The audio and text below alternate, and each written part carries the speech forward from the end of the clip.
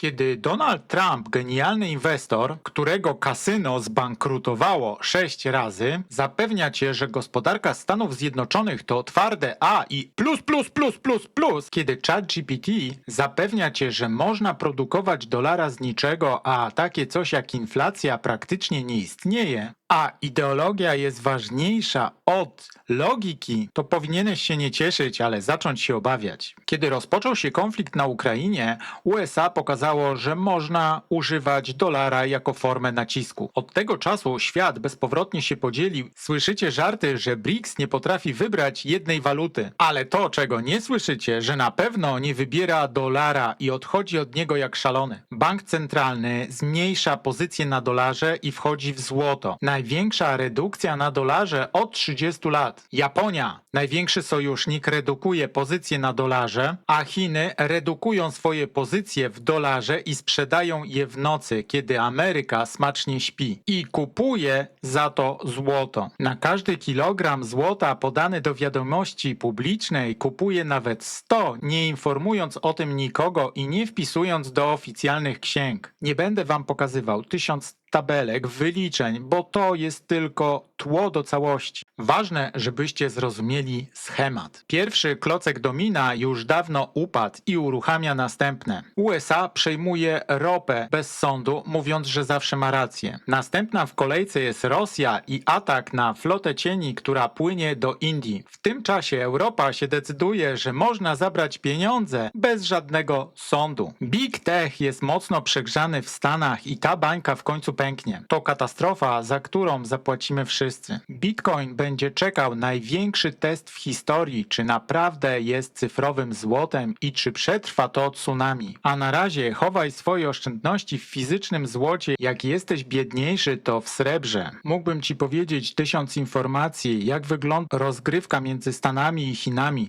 dlaczego wpływy Big Techów spadną z Chin w przeciągu 3 lat, dlaczego AMSL nie jest już królem nie do zastąpienia, a dochody TSMC na rynek chiński będą maleć z każdym rokiem. Ale powiem ci prosto,